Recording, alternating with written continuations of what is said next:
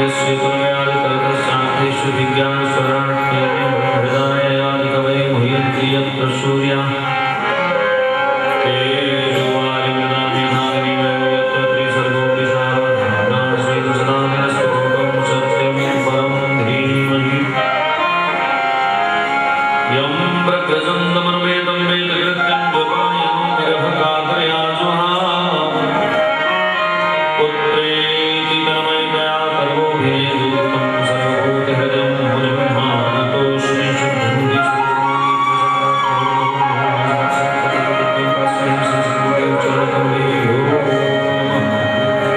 कृष्ण कन्हैया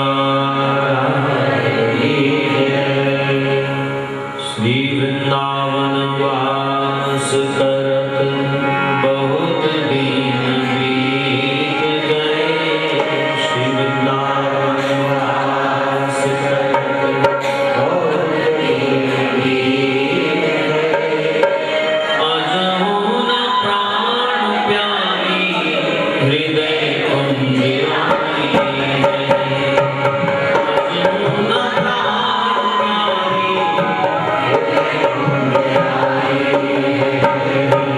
अजहु न प्राण प्यारी हृदय कुंज आई है।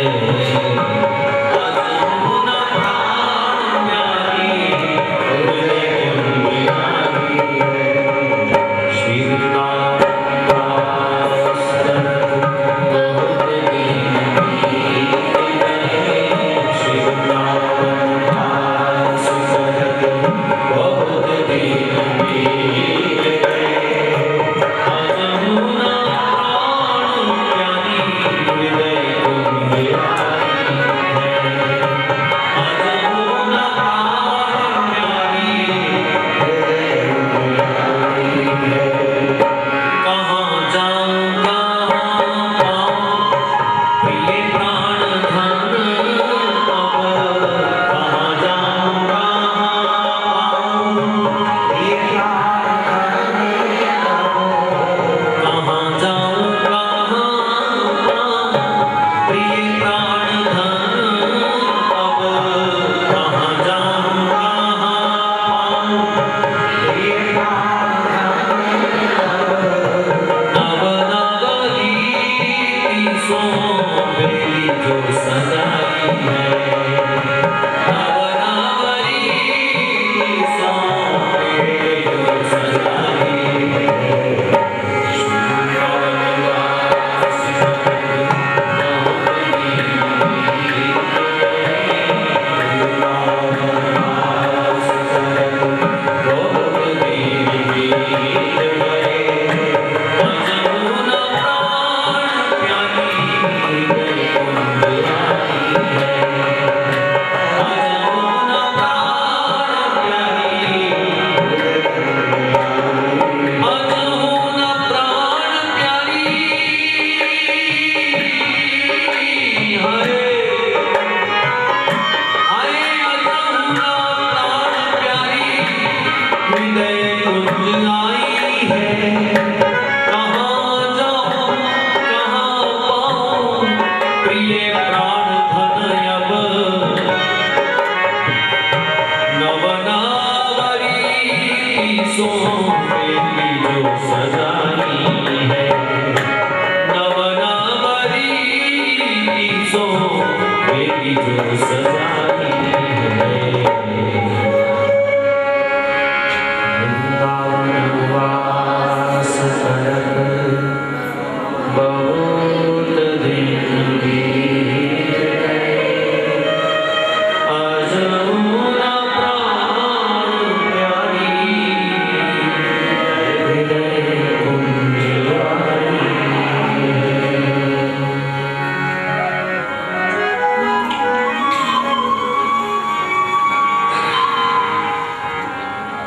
सबका हार्दिक अभिनंदन है। इस तीसरे सत्र में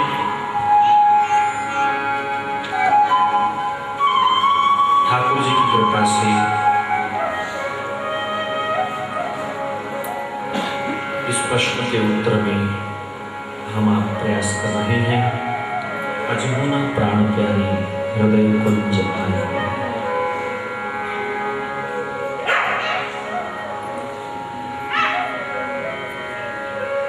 कहाँ जाऊं कहाँ पाऊं प्रिय प्राण धन हो, नव नव रीति सो बेली जो सजाती है।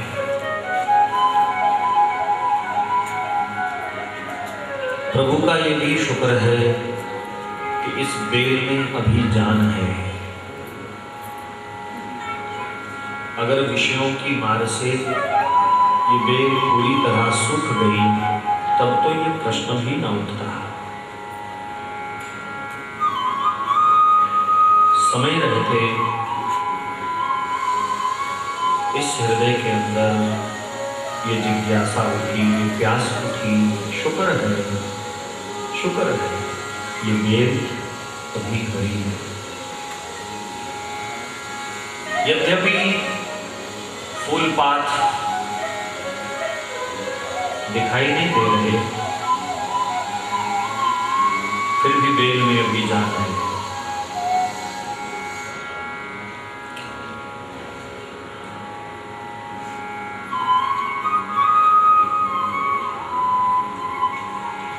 कई जन्मों का संबंध होते हुए भी, इस रस की ललक होते हुए भी, इस रस का आभास होते हुए भी हृदय कुंज किशोरी जी से सुशोभित क्यों नहीं हुआ?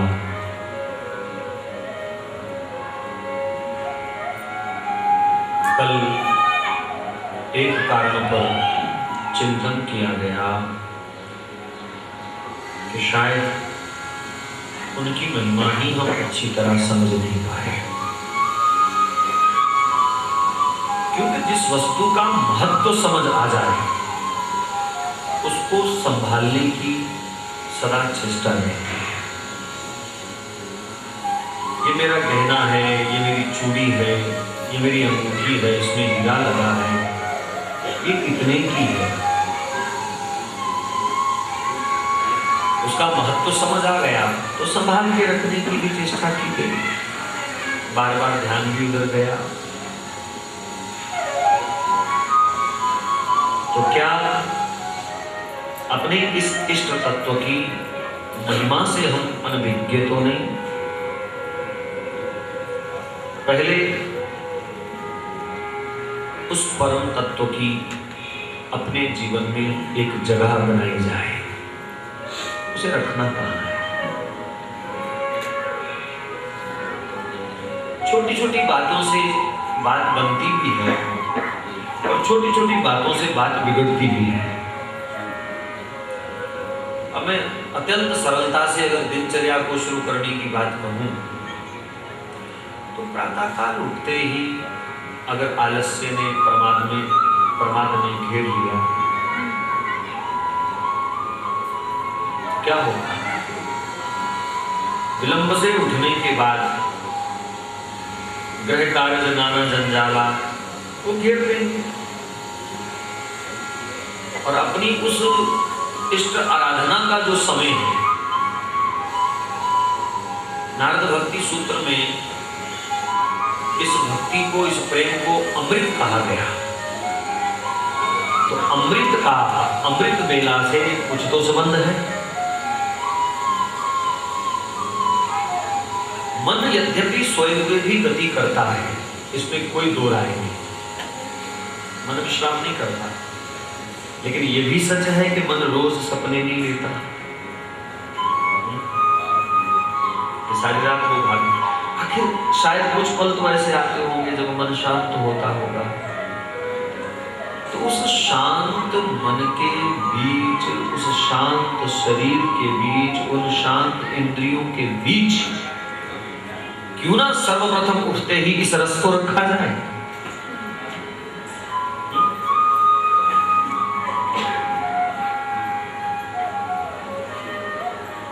आम दिनचर्या में हम कई बार क्या करते हैं कि चलो पहले जरूरी काम कर लो, उसका फोन आना है, उसको मैसेज देना है, उससे लेना है, उसको देना है, ये निपटाओ, फिर मैं बैठ जाऊं। फिर कहाँ बैठ पाओगे? जिसने बैठना था वो बैठ गया पहले तुम्हारे।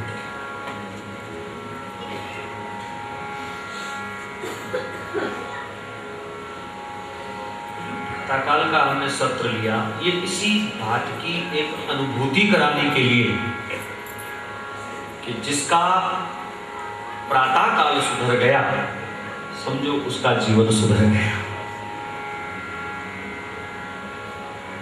बाहर एक छोटा सा बोर्ड लगा है, प्रति क्षण को सुधारोगे तो जीवन सुधरेगा। प्रति क्षण को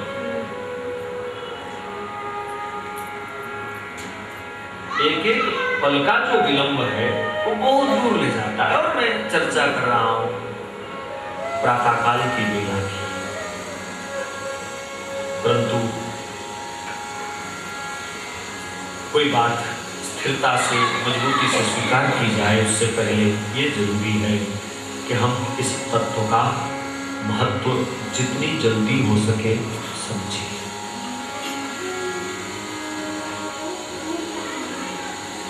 मोटे मोटे शब्दों में कह दूं, आप सब जानते हैं, मैं तो केवल याद करा रहा हूं,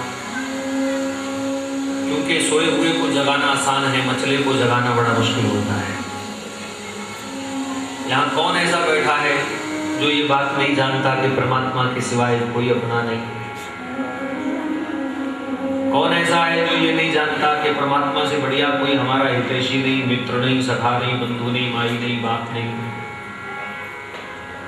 हर रिश्ता अगर बखूबी से निभ सकता है तो केवल भगवान से, सफलता से अगर निभ सकता है तो केवल भगवान से। जानबूझ करके भी कोई अनदेखा करे, बिल्ली को देख करके कबूतर आंख बंद कर लेता है, वो कहता मैं छुप गया। आंख बंद करने से क्या कबूतर छिप जाता है? वो समझता है छुप गया मैं, अंधेरा हो गया, अब मेरे को भी नहीं दिख रहा, बिल्ली को भी नहीं दिख रहा। बिल्ली गर्दन से पकड़ करके उसे समाप्त कर देती है।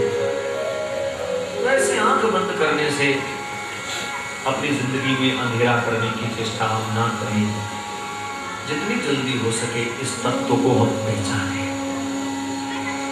प्रिया बिन नाही आन, प्रिया बिन नाही आन, उनका ही करो गुणगान। उनके बगैर कोई दूसरा अपना नहीं, निस्वार्थ प्रेम करने वाला उनके जैसा कोई नहीं। हमारे दोष देख करके भी हमको गले लगाने वाला उनके बराबर कोई नहीं। दुनिया में अगर कहीं प्रेम है या तो स्वार्थ है, या तुम्हारे किसी गुण पर वो मोहित है, तुम्हारी किसी कला पर मोहित है, तुम्हारे रूप पर मोहित है, तुम्हारे धन पर मोहित है, कहीं ना कहीं मिलावट तो है भाई। या किसी रिश्ते ने बांध रखा है, मजबूरी है, हट नहीं सकते, छोड़ नहीं सकते। लेकिन तुम्हारी एक हल्की सी भी गलती को कोई क्षमा करने वाला नहीं। पति पत्नी का बहुत प्रेम होता है, उन्हीं बालों को सराहते हुए पति कहता है काली घटाएं हैं ये, गहरा समुद्र है ये। लेकिन 5-7 साल बाद कहीं खाने में एक बाल उसको मिल जाए तो मारने को आता है। अब उसको वो घटाएं याद नहीं आती। 5-10 साल बाद एक बाल पत्नी के सिर का कहीं सब्जी में दाल में मिल जाए, वो कहता है तेरी फूट गई है क्या, देख के नहीं कर सकती? पत्नी उस समय पूछे ये वही जुल्फे हैं, ये वही शाम घटाएं हैं जिनमें तुम विमान लेकर के उड़ा करते थे कभी? कहां सच्चाई?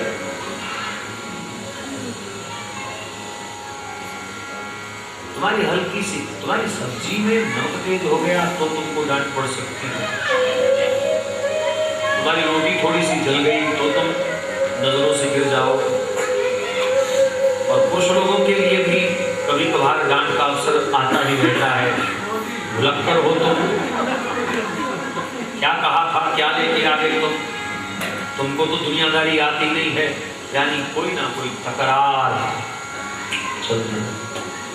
तो तुम्हारी छोटी छोटी गलती को भी कोई क्षमा करने वाला नहीं।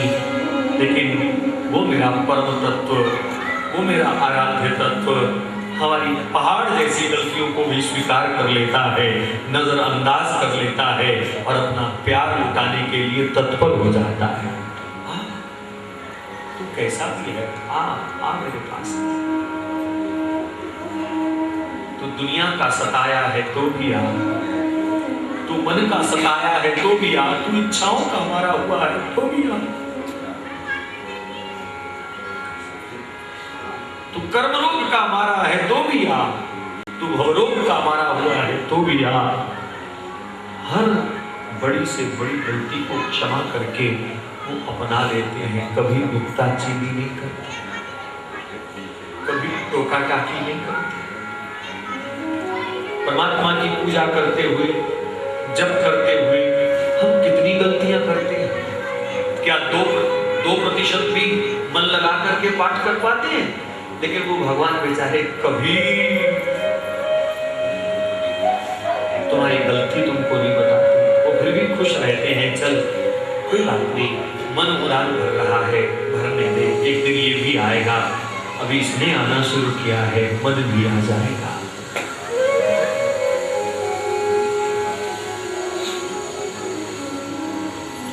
किसी रिश्तेदार के घर में खाली हाथ जाओ, उसकी चाय पिलाने की इच्छा नहीं होती, खाली हाथ आ गया।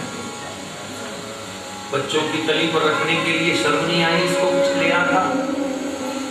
परमात्मा के पास परमात्मा ने मांगा ही कुछ नहीं, पत्रम पुष्पम फलम तोयम। कहा जो संसार में कोई जिस वस्तु को कोई स्वीकार नहीं करता वो तुम मेरे लिए ले आए। परमात्मा बड़ा है कि रिश्तेदारी बड़ी है? बताओ जरा। सबसे ऊंचा परमात्मा, बाकी रिश्तेदार तो छोटे हैं। तो किसी रिश्तेदार के यहाँ थोड़े से दूरबा, थोड़े से फूल और थोड़ी सी बिलपत्री लेकर के जाना, मेरी ओर से उपहार है आपको, है? क्या कहेगा? परमात्मा कहते तू पत्ता ले आ, तू एक फूल ले आ, वो भी मेरे मंदिर में कहीं होगा, घर से मिलाने की जरूरत नहीं, मंदिर में नहीं होगा। तू जल का एक छींटा ही मुझे दे दे, मैं उसी से प्रसन्न हो जाऊंगा। बस तू किसी न किसी बहाने मेरे पास आ। सच्चाई कई बार सोचते हैं कि बिछुड़े हुए पुत्र से मिलने की किस बाप की इच्छा नहीं होती, और वो भगवान शायद हमारी राह देखता रहता है कि ये मेरा बच्चा है, ये मेरा अंश है, कभी तो मेरे पास आए। सुबह शाम वो हमारी एक एक हरकत को देखता रहता है, शायद अब आए, अब आए, अब आए। तो मेरे प्रभु की तो ऐसी महिमा है कि हर गुनाहगार को भी वो अपनी शरण देते हैं, प्यार देते हैं। और कल पूतना का जो प्रसंग उठा था सुखदेव जी के प्रकरण में, इससे बड़ी बात और क्या हो सकती है कृपा की, दया की। भागवत का लिखते हैं, अम्बा दयालु शरणं व्रजेम। इससे बढ़कर के और दयालु कौन है जिसकी शरण में जाए, जो जहर पिलाने वालों को भी गले लगा लेता है।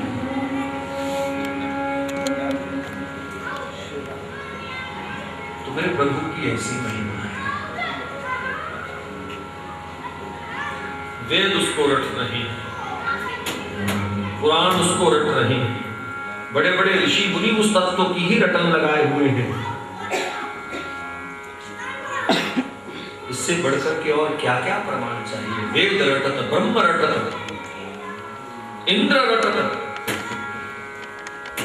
और जिस किशोरी जी की शरण लिए जा रहे हैं उसको तो अखिल कोटि ब्रह्मांड नायक भी रटते रहते हैं, राधा राधा।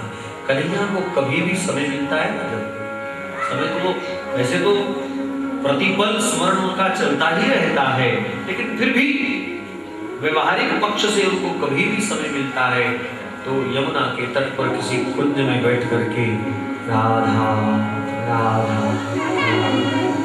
वो इस बात का सुख लेते हैं, इस शब्द का आनंद लेते हैं। तो प्रिया जी की महिमा को समझा जाए। दया की मूर्ति, आनंद की मूर्ति, रस की मूर्ति, प्रहलाद की मूर्ति, ममता की मूर्ति, करुणा की मूर्ति, प्रेम का शुद्ध अवतार।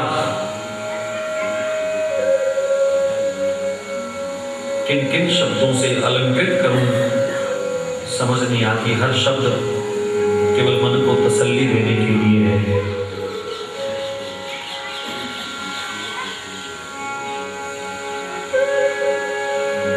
पद कभी कभी गाया गया, बहुत कम गाया गया वैसे। किशोरी जी के स्वभाव का चिंतन करते हुए रसिक जनों ने क्या प्यारा लिखा। सहज स्वभाव पर्यो, सहज स्वभाव पर्यो, नवल किशोरी जू को, नवल किशोरी जू को, मृदुता दयालुता कृपालुता की राशि है, मृदुता दयालुता कृपालुता की राशि है। सहज स्वभाव पर्यो, नवल किशोरी जू को, नवल किशोरी जू को, नवल किशोरी जू को, मृदुता दयालुता कृपालुता की राशि है, मृदुता दयालुता कृपालुता की राशि है। सहज स्वभाव पर्यो, नवल किशोरी जू को, नवल किशोरी जू को, नवल किशोरी जू को, नवल किशोरी जू को, मृदुता दयालुता कृपालुता की राशि है, मृदुता दयालुता कृपालुता की राशि है। उनके स्वभाव की महिमा, कैसा है उनका स्वभाव? बोले सबसे पहली बात तो यह है कि वो सहज है।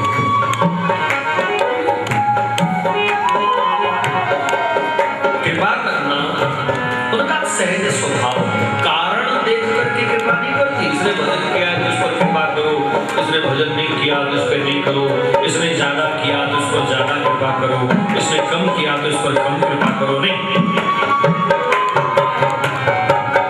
सब पर बराबर करुणा करना उनका सहज स्वभाव है। सहज शब्द का अर्थ केवल इतना, जिसमें कोई बनावट नहीं, जिसमें कोई कारण नहीं, जिसमें कोई बहाना नहीं। हाँ, इतना जरूर कहूं कि किशोरी जी कृपा करने के लिए भक्तों पर कोई ना कोई बहाना ढूंढती रहती हैं, बस कोई सामने आ जाए। मैंने कई बार एक छोटा सा दृष्टांत दिया। एक सेठ ने जब बरसाना में भंडारा किया, वो ताम झाम लेकर के चलता था, लेकिन उसका नियम था कि भोजन करने से पहले वो किसी संत को, किसी महात्मा को भोजन कराता था। भोजन तैयार हो गया, उसने आदेश दिया, जाओ कोई महात्मा ढूंढ लाओ। उनके सेवक बरसाना की गलियों में निकले किसी महात्मा की खोज में, परंतु आज पता नहीं कहीं कोई बड़ा भंडारा था, कोई महात्मा नजर नहीं आया। एक एक आश्रम को, एक एक कुटिया को उन्होंने छान लिया, परंतु कहीं भी कोई महात्मा नजर नहीं आया। तो बरसाना की सीढ़ियों पर एक बड़ा आलस्य से भरा हुआ भिखारी सा बैठा था, भिक्षावृत्ति करता था। इन लोगों को देख करके जब उसने उनकी ओर हाथ बढ़ाया,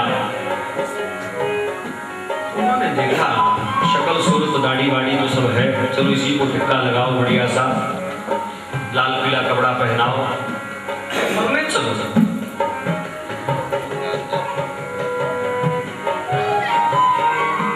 के ले गए, कहा चलो बहुत अच्छा भंडारा है, सेठ बहुत दक्षिणा भी देता है।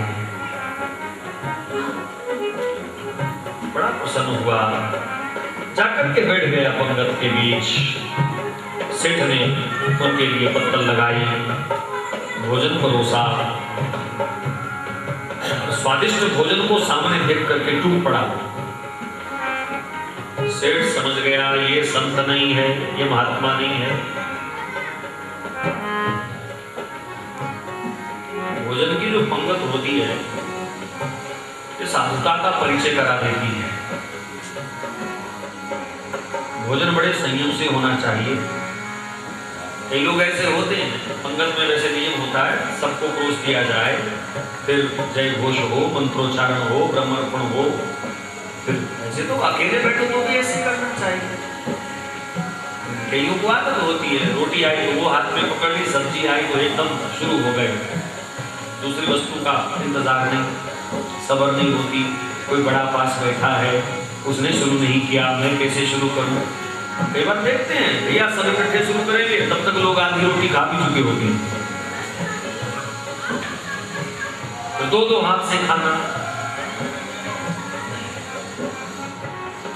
सच्चाई तो यह है आदमी ने तरक्की बहुत की है, लेकिन कभी कभी अफसोस होता है कि खाने के लिए उसने इतना इंतजाम किया लेकिन उसे खाना ही नहीं आया। पशुवत आचरण करता है खाते समय। उस महात्मा ने वो जो नकली महात्मा पकड़ के लाया गया, उसको पकड़ा और एकदम टूट पड़ा। तो सब कुछ आना है, 10-12 सब्जी बनी है, मीठा खट्टा नमकीन कहीं कुछ है, और टूट पड़ा। उसने कहा उठ जा, खड़ा हो जा, तू महात्मा नहीं है, उठ। ढोंगी कहीं का, पाखंडी कहीं का, भूखा कहीं का, ना जाने कैसी कैसी गालियां लेकर के, और बिना भोजन बिना दक्षिणा उसको भगा दिया।